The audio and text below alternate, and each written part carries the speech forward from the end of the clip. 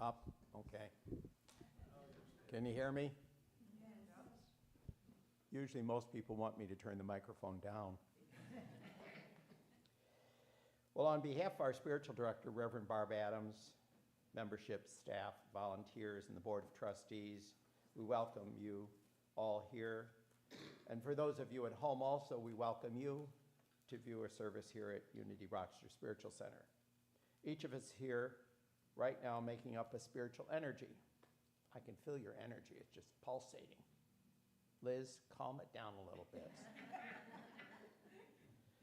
Spiritual energy that makes this a safe and holy place. We come together to celebrate our unity, our oneness in, with, and expressions of the holy presence we call God, consciousness, divine mind, source, any number of terms.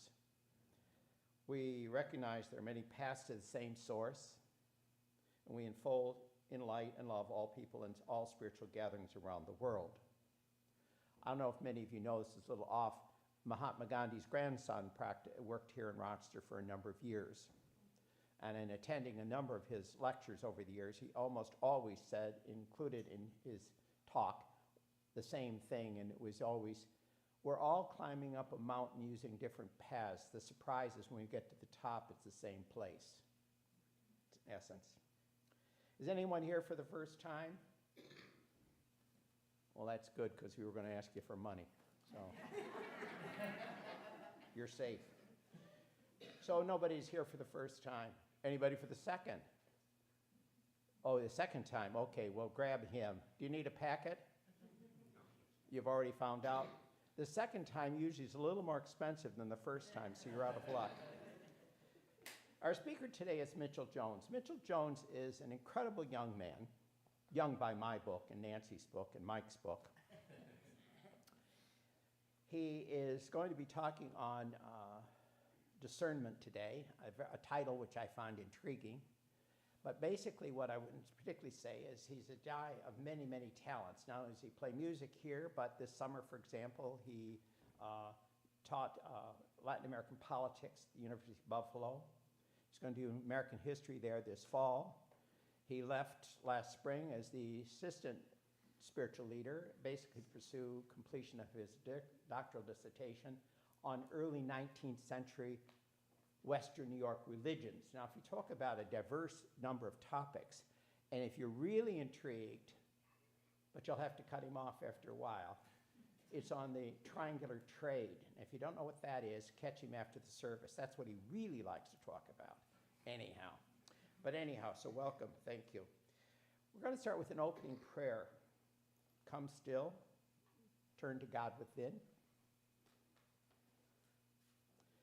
Dear Creator, God, Source, we open our minds and hearts to you now as we turn our attention away from conditions and appearances, turn away from external conditions and appearances.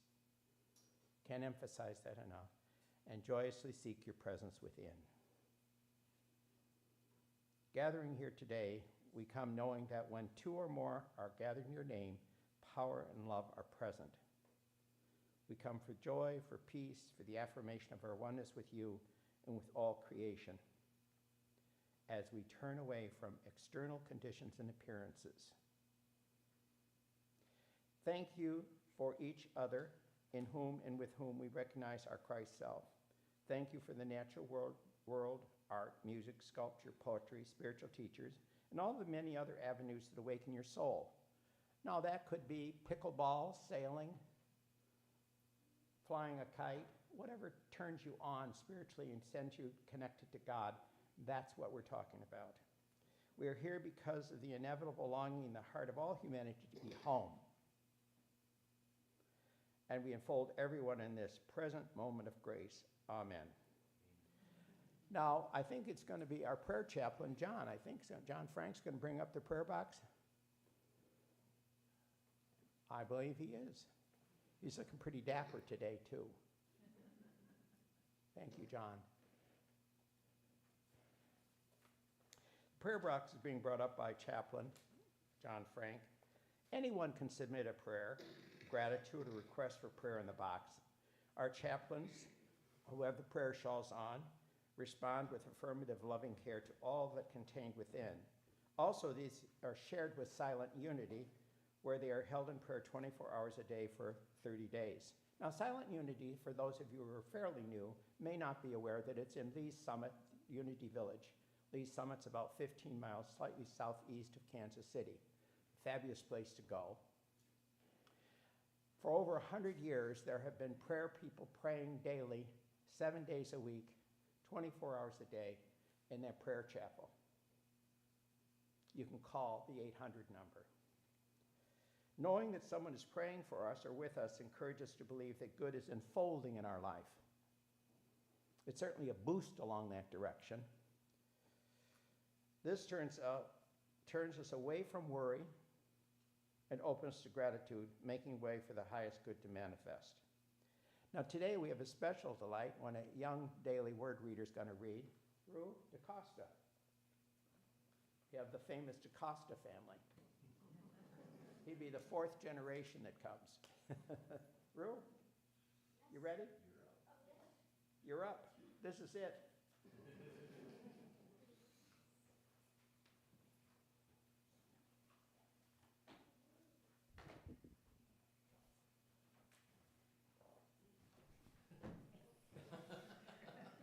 I'm glad he had that root, not me. Healing. I use uplifting words to support my healing. A teacher asked students to draw self-portraits surrounded by rays of sunshine and swords radiating from their hearts. The rays represented uplifting words. The swords symbolized hurtful ones. This exercise powerfully illustrated that words can heal or harm. Today, I commit to using words that affirm my divinity. I receive those sentiments into my heart, acknowledging their truth. I release any words that do not uplift me. I heal myself by using words of kindness and encouragement. I will also be mindful of the way I speak to others, choosing words that soothe, strengthen, and affirm. I honor the light within everyone and help create a healthy, compassionate world. Proverbs 4:20-22. My child, be attentive to my words. Do not let them escape from your sight. Keep them within your heart.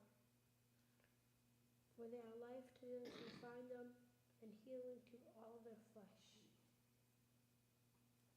Thank you, Rue, very much. Appreciate it. I think Asian, do you have a song? I believe so.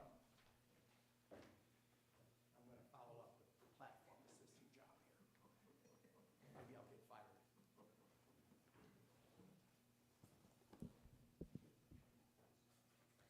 Please join with me in singing from the songbook.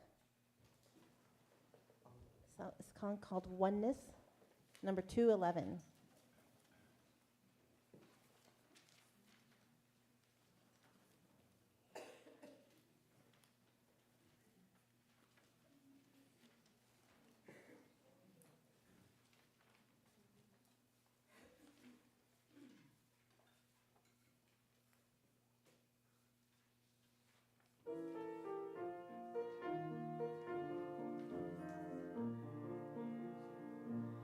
I now let go, there's nothing to fear.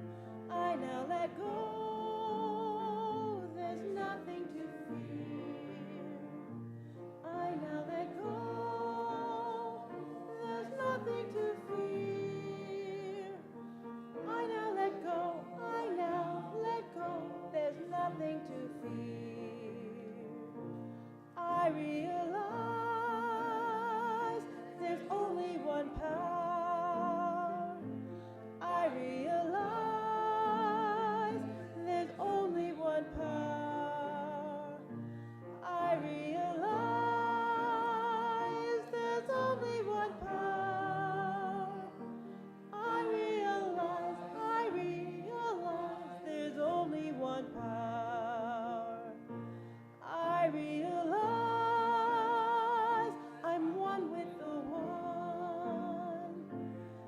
realize I'm one with the one. I realize I'm one with the one. I realize I'm one with the one. Thank you. Thank you very much, Art. Alicia. John Frank wants to read for us something he thinks quite interesting or important. Thank you, John.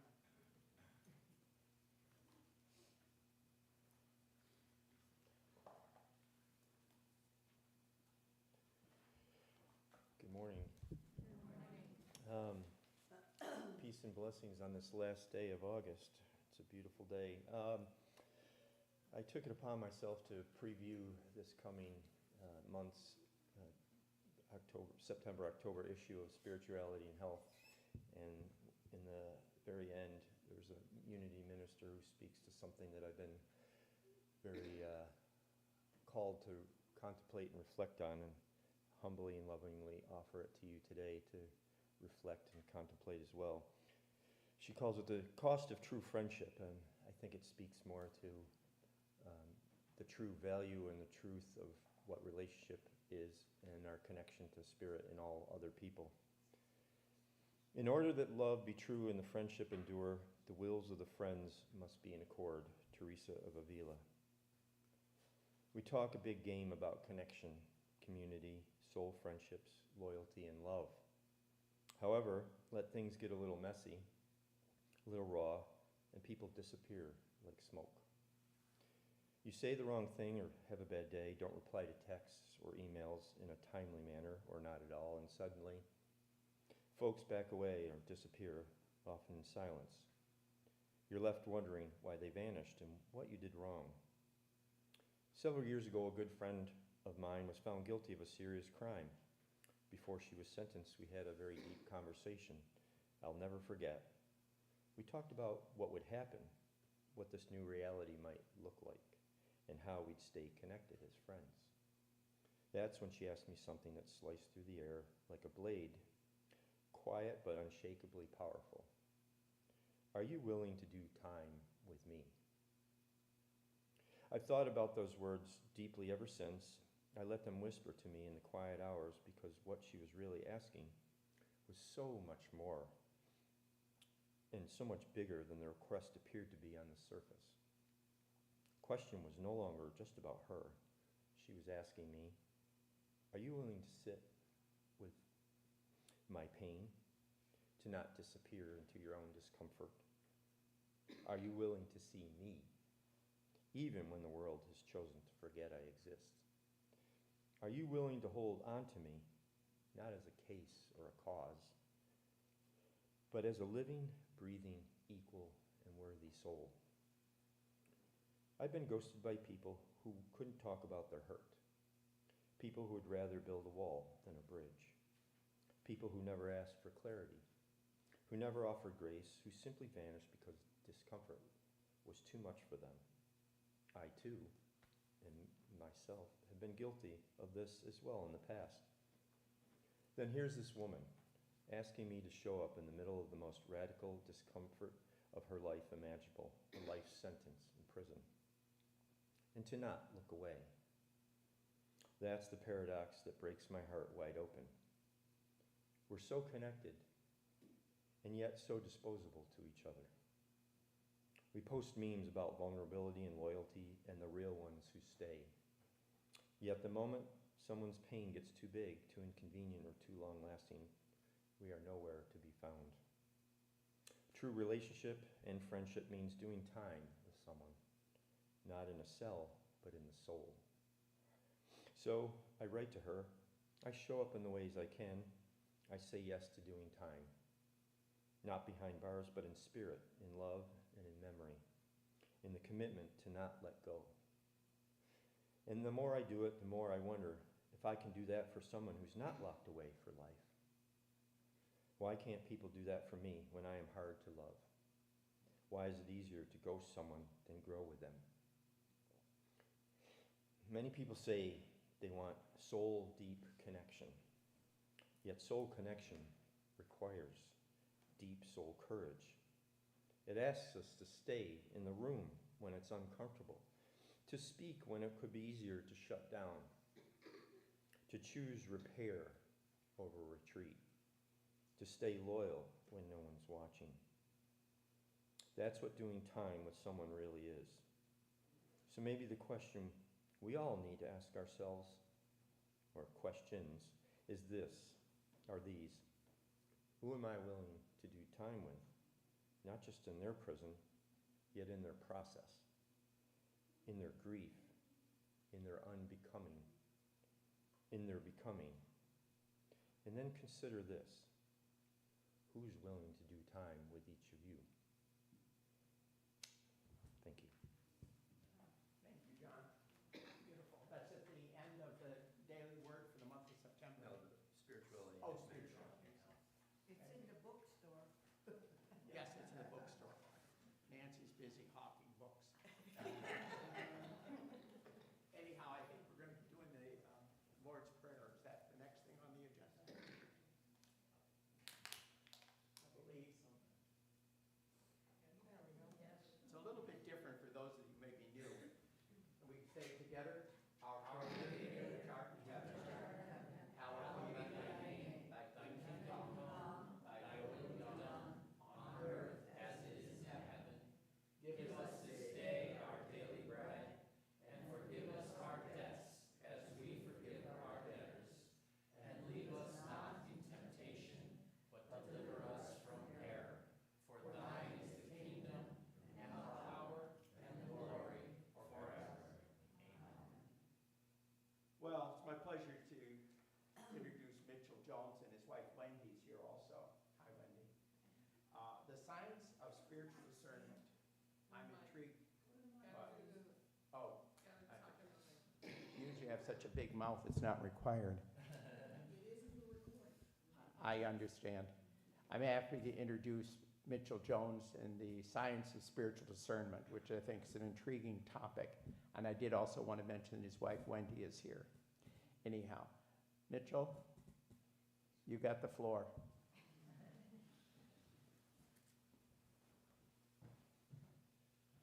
Thank you, Stan. Thank you so much also for your kind words in your introduction. That was very nice. I appreciate it so much. I want to acknowledge, before we get into the denial and affirmation for today, I want to acknowledge that tomorrow is a special day in America. It is Labor Day. And, I think about what do we call it when a child is born into the world, when a woman births a child? It's called labor, right? And that's really what labor is the birthing of our ideas in the third dimension, right? It is it's the glue that holds our thoughts and material together. So I'd like to read, this poem is by an Irish priest named Geoffrey Anketel Stuart Kennedy from 1927. He was a chaplain also in I think during World War I, and was an Irish Catholic priest. But he wrote a series of poems, and this was one of them, so I'll read it here. When through the whirl of wheels and engines humming, patiently powerful for the sons of men, pearls like a trumpet, promise of his coming, who in the clouds is pledged to come again. When through the night the furnace fires are flaring, shooting out tongues of flame like leaping blood, speak to the heart of love, alive and daring. Sing of the boundless energy of God. When in the depths the patient miner striving feels in his arms the vigor of the Lord, strikes for a kingdom and his king's arriving, holding his pickaxe more splendid than a sword. When on the sweat of labor and its sorrow, toiling in twilight, flickering and dim, flames out the sunshine of the great tomorrow, when all the world looks up because of him. Then will he come in meekness for his glory. This is my favorite part. Then will he come in meekness for his glory, God in a workman's jacket as before, living again the eternal gospel story, sweeping the shavings from his workshop floor. Okay, so let's say the denial and affirmation together now. Can we go back to that? Yeah. Okay, the denial, say with me. I separate from all that diminishes me and embrace only what uplifts me. And the affirmation, I seek first the kingdom of God within me, and all else is added in perfect order. And in fact, actually, this is a good topic for Labor Day as well, because we are basing I am basing my talk on Proverbs chapter 24, and the end of that chapter, it's in verse, well, let's start in verse 30. This is from the New World Translation, verse 32. So I proceeded to behold, verse 30, I passed along the field of the lazy individual and by the vineyard of the man in need of heart. And look, all it produced was weeds. Nettles covered its very surface, and its stone wall itself had been torn down. So I proceeded to behold, I began taking it to heart. I took the discipline, and this is the part that relates to Labor Day, a little sleeping, a little slumbering, a little folding of the hands to lie down, and as a highwayman, your poverty will certainly come, and your neediness as an armed man. In another translation, verse 32 says, I saw and considered well. I saw and received instruction. In the New International Version, verse 32 says, I applied my heart to what I observed and learned a lesson from what I saw. So this really speaks to discernment. The writer of this proverb, which proverbs are wise sayings, the writer of this proverb shows us that discernment comes not by accident, but by attention, intentional attention. It is the fruit of watching, listening, and exercising our faculties in spiritual ways. So Charles Fillmore taught that neglect in spiritual life, spiritual laziness, as it talks about in the proverb, is even more dangerous than neglect of outer life. The vineyard of the soul must be diligently tended, because weeds choke a garden when it's left unattended. Spiritual laziness allows confusion and error to overrun our inner life. And it's absolutely true that there's truth everywhere, but not everything is truth. So we need to use our discernment. But this discernment is not just in looking and not just in observing the outward appearances, the worldly things, as Stan's prayer that opened our service said, we must not focus just on outward appearances, but we must look within. And so wisdom comes when we stop reflect, and let Spirit speak through us and through what's before us. Discernment is when the eye of Spirit opens and we begin to see God where others see only dust. As it says in the scriptures, from dust we are, to dust we return. But that's not all we are, right? We are the literal embodiment of Spirit on earth. Some examples, too, of where discernment might be lacking and other powers are more or come to the forefront more. For example, love. Love without discernment can lead us astray. Remember in the Genesis account, Eve saw the fruit that was pleasant to the eyes. She loved it, but she failed to discern the deeper truth. And pain was the result. Suffering was the result. So how many of us have been there, chasing after beauty, financial success, safety, security, only to wake up later and ask, Lord, how did I get here?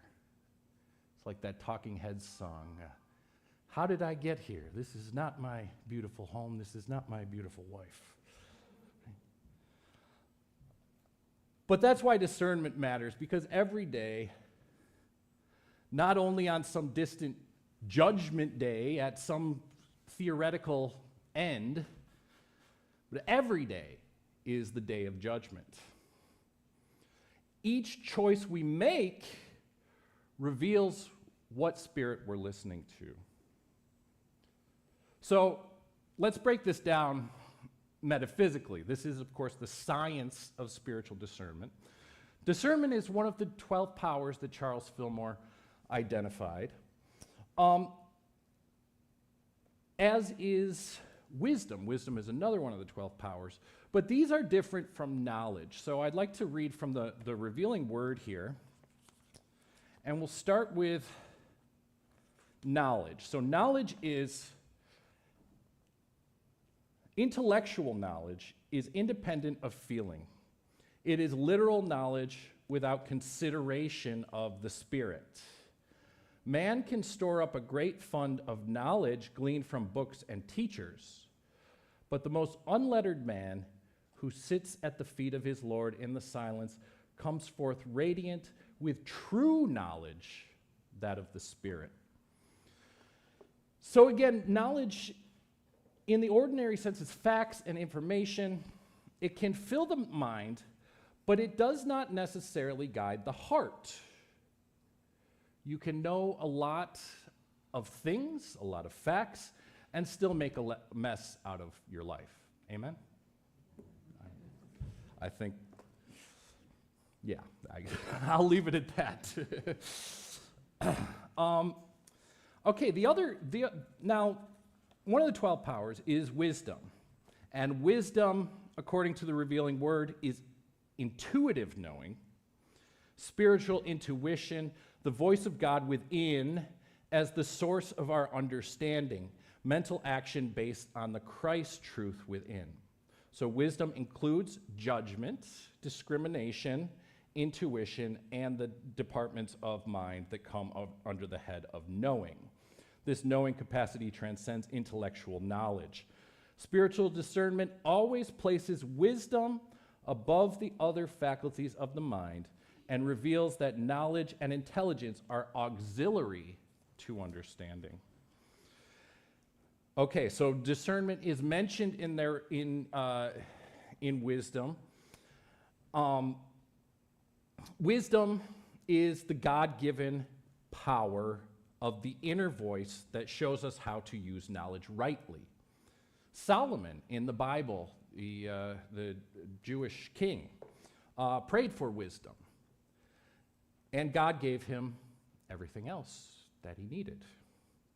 So Fillmore describes wisdom as spiritual intuition, the knowing that transcends facts and reveals truth. Discernment, again, is another one of the 12 powers. It's also called judgment or understanding, which is mentioned in here, in the entry on wisdom. But here's what the revealing word says about discernment. It is the inner spiritual faculty by which man may receive the revelations of God mind, the faculty by which we inwardly know that which is spiritual. It indicates the ready insight into divine law that was the glory of the master. So to discern is to apprehend the truth of being, to look through appearances, as Stan said, and to behold the reality of omnipresence. So that's what it means to discern, to see beyond external circumstances, to see beyond appearances, and to see the real spiritual reality. As Paul said in Romans 14, verse 10, we shall all stand before the judgment seat of Christ. So again, this seat is not a distant, thing up in the sky, but it's within us. So every day we weigh, evaluate, and decide. Therefore, the judgment day is every day. This is urgent because our world is full of broken vineyards, broken systems, broken trust, broken relationships, and if we look only with human eyes, all we see is scarcity, division, and decline. But with spiritual eyes, eyes of wisdom and discernment, we see something deeper. We see that God is still at work. In the ashes, life stirs, and in humanity itself, Christ is still present. Unity poet James Dillet Freeman wrote that discernment reveals that we are standing at the dawn of a new era, an age where supply does not come through fear or material systems, but from the flow of divine abundance. Even modern science affirms what Jesus proclaimed. What appears to be solid matter, in fact, is interpenetrated energy. Right? This interpenetration underlines all things, so everything is connected in that sense. What physicists call fields and waves, Jesus called the kingdom of heaven. So to discern is to see through appearances, to capital R reality, the real reality. To know that spirit, not matter, is the foundation of life. As Jesus said, the kingdom of God is within you. So let's get practical about how do we activate this discernment? How do we live this discernment? Because it's not just about lofty visions and mystical insight. It has more to do with what you do when your feet hit the floor in the morning. Like I said, every day is a judgment day. So I want to give you 3 questions to carry with you this week to explore your own spiritual discernment. The first question is, where do I need to see through appearances? Maybe your bank account appears empty. Maybe your body feels weak. Maybe your path forward seems blocked. But discernment allows you to say, this is not the whole truth. Spirit is my source. God provides everything I need in a mighty channel of abundance. You're not bound to appearances. You are bound to spirit. The second question is, where do I need to separate from cruelty and choose love? This is where discernment really shows its edge, because we are called to be kind, but we must not allow others to interpret that kindness as weakness, and we must not allow ourselves to be taken advantage of. It is good to forgive, but sometimes in order to exercise loving forgiveness, you may need to say, I need to love you from a distance for a time. Contemporary New Thought author Mitch says, if you're in proximity to people who diminish you, make you feel inferior, make subtle jokes at your expense, devalue your efforts or aims, deliver backhanded compliments, pretend to forget your job or what you said 5 minutes earlier, whatever it is people do to reduce you, I can say assuredly you are not imagining things. Although your antagonists will assert that you are, plausible deniability is the chief tool of bullies and purveyors of cruelty. So that is the face of cruelty: gaslighting, mimicking, backhanded insults, and subtle digs. Discernment is what helps you to recognize this and say, I'm not imagining this, I am not too sensitive, and I do not have to remain here. Horowitz again says, when you identify cruel people, never confront them or tell them you see through them. They will only twist your claims against you. What do you mean? You're too sensitive. I'm only joking. Logically, what I actually said was, I have every right to say this. The point when confronted with this kind of cruelty is not to engage and get wounded again, not to allow yourself to be wounded by them, but to separate. In 1945, New Thought writer Napoleon Hill wrote, "One must remove himself from the range of influences of every person and every circumstance which has even a slight tendency to cause him to feel inferior or incapable of attaining the objects of his purpose. Positive egos do not grow in negative environments. On this point, there can be no excuse for compromise, and failure to observe it will prove fatal to the chance of success." So, in Alcoholics Anonymous, they talk about changing people, places, and things, right? And that starts with an idea. It starts within. It starts with the idea that I need to make a change. And then there's the action of making that change. But what happens once you act and make that change? Well, sometimes that change can actually help affect an internal change as well. It's like a feedback loop, right? Life is lived from the inside out, but there are also other forces as well. One example is Frederick Douglass. And Frederick Douglass later found freedom here in our fair city of Rochester. This was the city that was the manifestation of his freedom, his thought of freedom, right? So he came here, but when he was 16 is actually when he reached his breaking point and decided he would be free. Under the beatings of Edward Covey, the so-called slave breaker, Douglass decided he had to fight back. And he said this was a turning point of his life. He wrote that he was free in spirit that morning that he asserted his own sense of purpose, personhood. He wouldn't become physically free for another 4 years. But spiritually, in that moment, he was already free.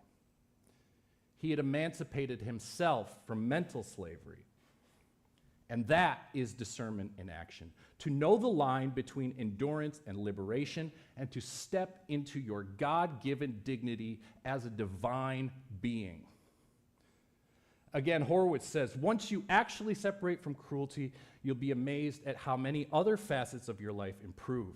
In many cases, you will rediscover yourself as a person of humor, even temper, approachability, and steadiness. In that vein, I've been astonished to observe how many problems attributed to character, trauma, dysfunction, or oversensitivity, a charge that cruel people almost always use to control you, suddenly lift once you're in the right company. So ask yourself this week, Where am I allowing cruelty to shrink me? And what would it look like to choose separation and liberation, even only if inwardly at first? The third question is, where do I need to seek first the kingdom? Because Jesus said, seek ye first the kingdom, and all these other things shall be added. So discernment means refusing to let fear, appearances, or cruel voices be your guiding star. You must choose the kingdom.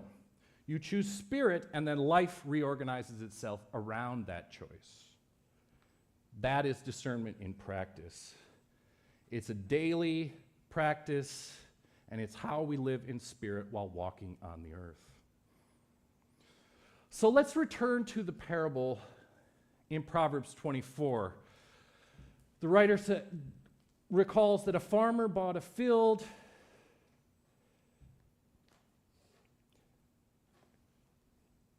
The writer recalls that originally this farm had been owned by a lazy person, and everyone had given up on this farm, essentially. The soil was hard, the fences were down, the weeds covered the ground. Neighbors laughed and said, "Why waste your money on that property?" But the farmer saw it differently. He noticed there was a spring under the rocks. He noticed that there was light that touched the earth, and that light could return if given care. So, slowly but surely, he cleared the weeds, rebuilt the walls, and planted again. And in time, the vineyard flourished. That, my friends, is discernment in action. Where others saw ruin, he saw possibility. Where others saw death, he discerned life. And so it is with us. Discernment allows us to see past the thorns, past the broken walls, and into the deeper truth. The truth that God has never left us, and that Spirit's wisdom can make even the most broken vineyard thrive again. So discernment is not just for prophets or mystics, it's for you and me every day. Every day is Judgment Day. It's for anyone who wants to see with the eyes of Christ, and it's the gift that shows us the heavens above and the choices right in front of us. So in closing, I'd like to pray. Spirit of truth, open our eyes, help us see through appearances, help us to separate from fear and choose love. Help us to seek first your kingdom, that all else may be added, in the name and presence of the living, indwelling Christ. Amen.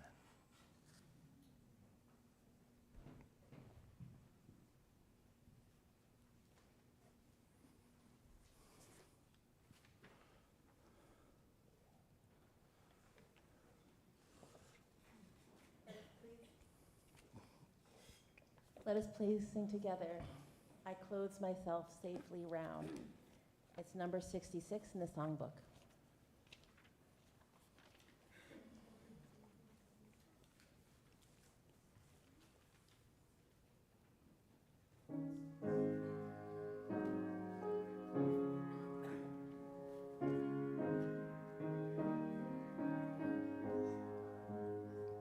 I clothe myself safely round with infinite love and wisdom. I clothe myself safely round with infinite love and wisdom. With love, with love, with infinite love and wisdom.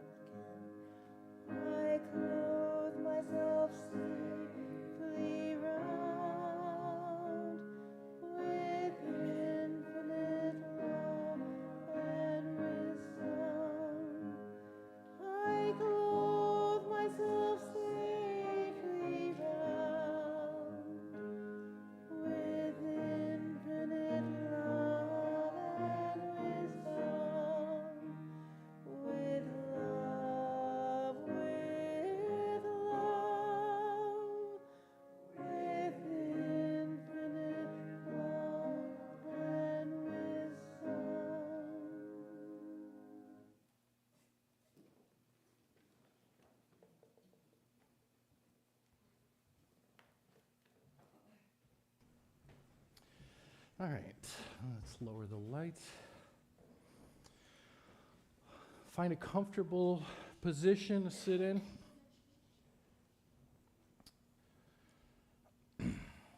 Close your eyes, and you might want to rest your hands lightly on your lap or to your side. We'll start by taking a few deep cleansing breaths.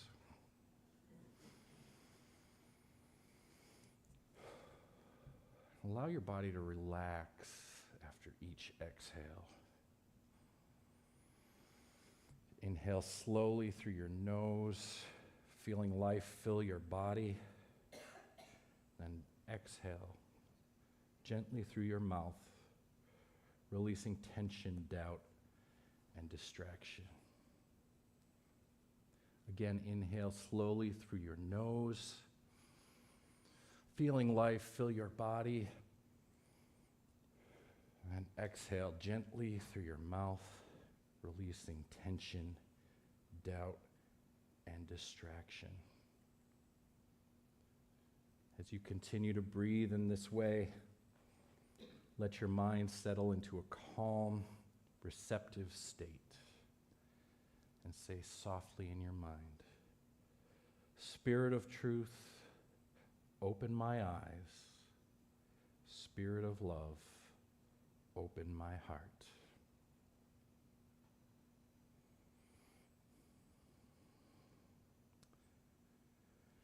Now imagine a vineyard before you. Notice the vines. Some are green and fruitful and full of life. Some have grapes growing on them. Others are tangled, broken, or overgrown with thorns.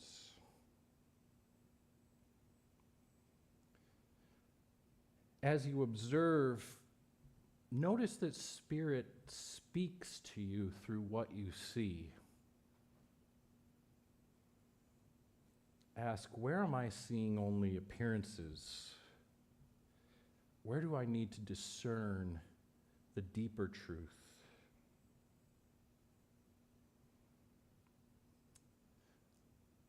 See the Spirit within every vine, even the ones that appear barren, and know that life, growth, and abundance flow through all things.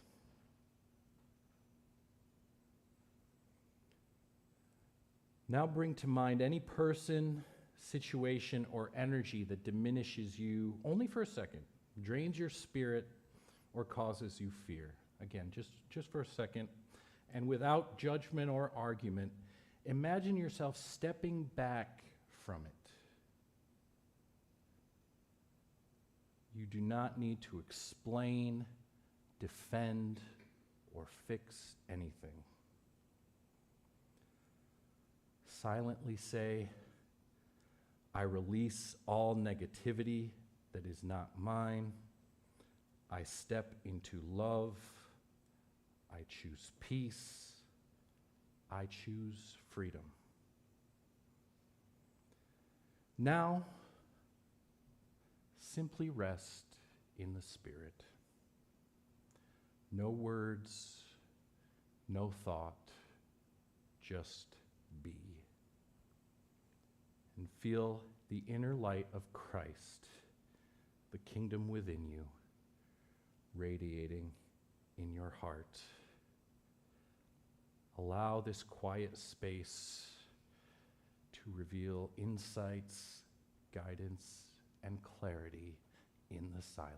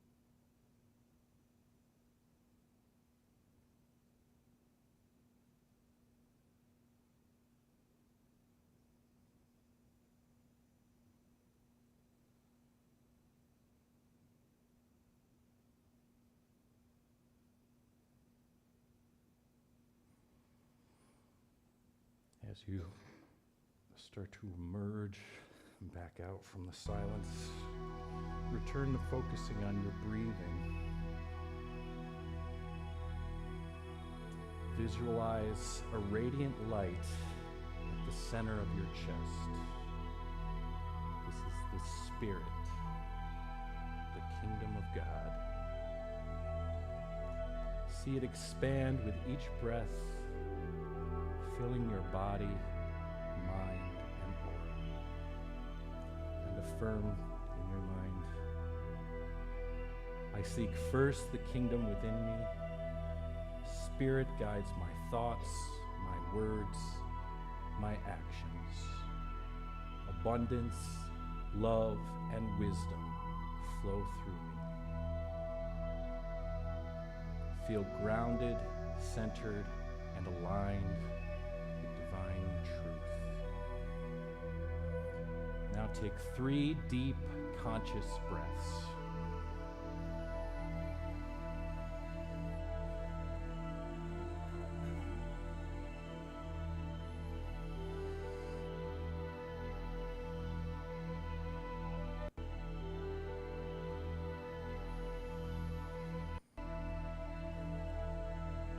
Now wiggle your fingers and your toes. Bring awareness back to your body. When you're ready, open your eyes. Now carry this clarity, discernment, and inner peace from this meditation into your day and the rest of the week, remembering that every day is judgment.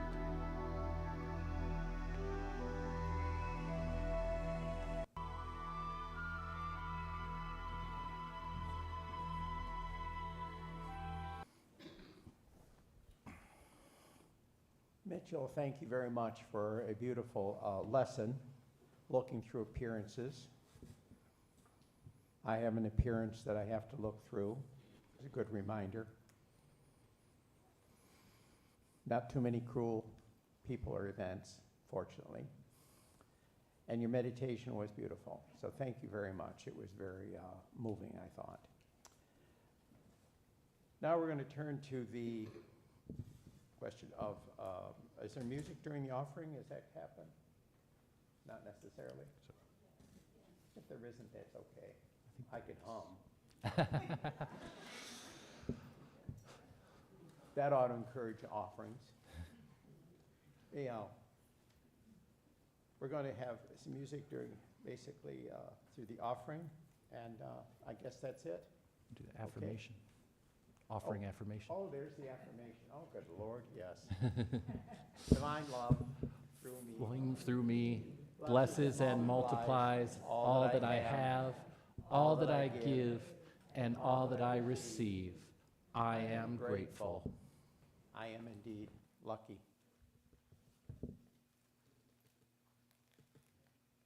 William and Ann are bringing the baskets up. I see Ann got stuck with the heavier of the 2 baskets.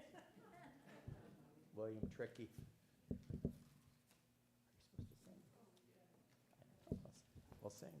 We'll sing. I've Got Peace Like a River can be found on page 356. Please join in.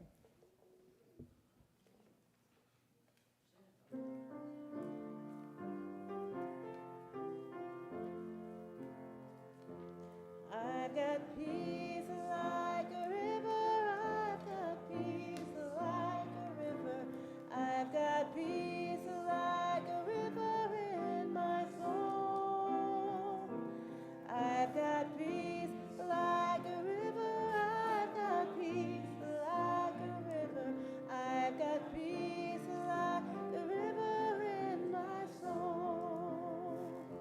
I've got love like a mountain. I've got love like a mountain. I've got love like a mountain in my soul. I've got love like a mountain. I've got love like a mountain. I've got love like a mountain in my soul. I've got joy like a fountain. I've got joy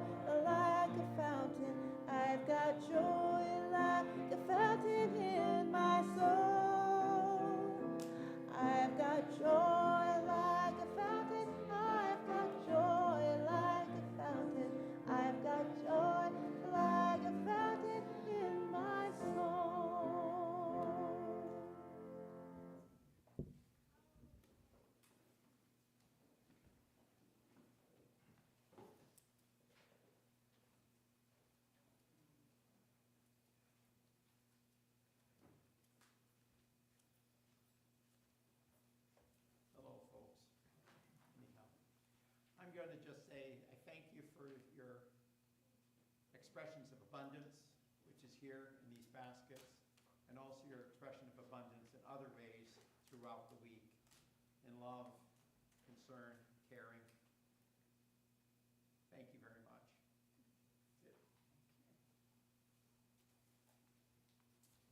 We've got the announcements, there's quite a number. Liz, you wanted to give us an announcement right away. Microphone, please. Anytime. Oh, Right- I have to use Says this. right away. Well, do you want to do it right away?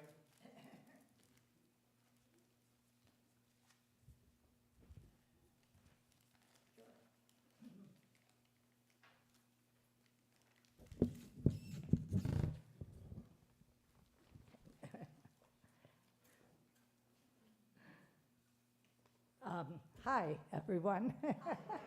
It's so good to see you all. I was away last week, and I'm glad to be here, but I was glad to be away with my grandchildren because they are so adorable and wonderful, which I'm sure all of you are also adorable and wonderful. And I'm so glad to be looking out at you right now. Well, most of them are. Everyone, Stan, everyone. You're not looking at the right appearances. So my announcement is about World Day of Prayer. As you know, Unity is founded on prayer. And every year in September, this year, September 11th, it's always on a Thursday. It starts Wednesday evening at Unity Village.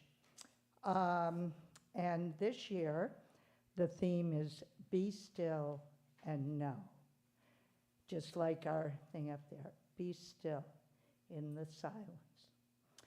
The affirmation is, in the stillness, I awaken to divine wisdom. So the opening ceremony will be at Unity Village, starting at Wednesday evening, and you can view it online and everything throughout the next 24 hours. It starts 7 p.m. Central Time, so 8 p.m. on Wednesday, our time. But you do have to register. It's free. It's free, but you do have to register. Where do we register? Online at the Unity .org, unity.org. Thank you, Carol. But even if you just put in Unity World Day of Prayer, you'll find it, because Google is like that. Here, right here, yes, Barb? There's a direct link for sign up in each newsletter, last week, this week, next week. So if you Okay. newsletter, you can put down that. There's a direct link in the newsletter now and next week until then. But here at Unity Rochester Spiritual Center, we will be here, all of the the prayer chaplains won't be here all times, but all of the prayer chaplains will be here some of the time. From noon on September 11th, we will start with a meditation, and then we'll be here for silence, prayer, and meditation until 6 p.m. We'll have affirmations or prayers to be read every half hour, and anyone can also bring in their own poem, prayer, whatever, and read at whatever, we'll let you know when, but it'll be every half hour. So we do have a sheet in the lobby for people to sign up, because this is 24 hours of prayer throughout the world. And many people will be praying at all times. We have a sign-up sheet that you can commit to praying for half an hour, anytime in that 24-hour time. And even if you sign up, last year I signed up at 3 in the morning because I often wake up then, but if I think I might have woken up at 3:15 That's okay. So that is my announcement. We'll be praying together with all people throughout the world, whether they're unity or not. Anyone can pray for that 24 hours, starting September 10th at 7 p.m. Central till 7 p.m. September 11th. Thank you so much. And I hope to see all of you on Thursday, September 11th at noon to start. Or at 3:15 a.m. Well, no, do not show up here at 3:15 a.m. But you can pray. We have some announcements, some additional announcements. That's a very important one. I think they're going to show up at some point here. Meditation class, well, with Daryl Chesley, 6 p.m. Tuesday evenings. So that's going to continue. Daryl, do you want to say something? I would love to. Thank Oh, you, my Stan. God. A lot of ad-libbing today. We're just trying to follow in your rather distinguished shoes, Stan. Thank you. Just a reminder, first Tuesday of the month is our Healing Sunday, Healing Tuesday. So for those of you that have an abundance of love in your heart that you would just like to share with somebody that truly needs it, Tuesday night would be an outstanding opportunity to do that. And then going forward, we are going to begin the progressive course. For those of you that we went through it last time, it was like 20 lessons, about 2 hours each. Kudos to all of you that made it through. This one is an updated version, much more succinct. Lessons are typically roughly around 30 minutes or so.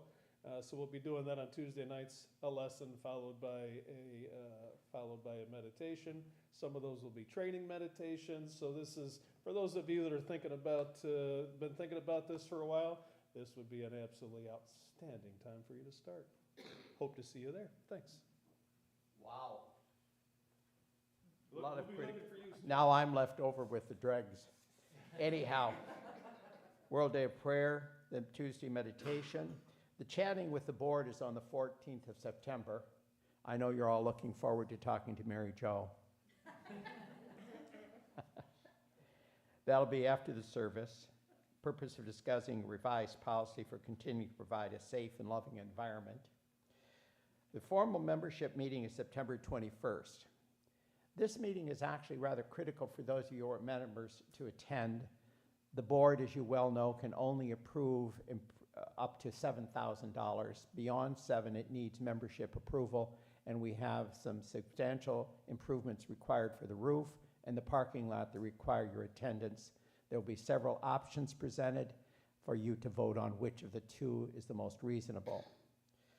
On September 25th, Greg Howard, who's not here today, and I are going to present a repeat of that New Thought Nuggets. It's really about 70 terms which are useful within New Thought or Unity.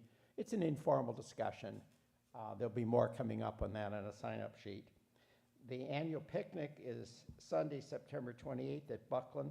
There'll be more information on that coming up also with regard to a sign-up sheet, etc.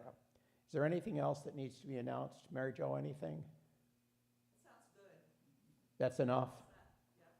Yeah. Okay, don't forget, September 14th, discussion with Mary Jo. And of course, there'll be other Board of Trustees there. We'll just back her up. Anyhow. Okay, right now I think we're going to do the prayer for protection. A lot of times we use the prayer of protection, but the truth of the matter is most of you probably don't know that James Dillet Freeman wrote that in 1940. When the world was engaged in war, the United States had not yet entered into the war. But at the time, there was quite a debate whether we were going to use the word God, Jesus Christ, etc. He persuaded the powers that be at Unity Village that the word God was more universal and not to use Jesus because he wanted the prayer to be significant for people of Muslim, Buddhist, Hindu, whatever faith. So we'll say it. Are we singing it or we just say it? We sing it? Okay. Oh, you're going to, okay. Okay, Babs. Well, then you sing it. I don't sing.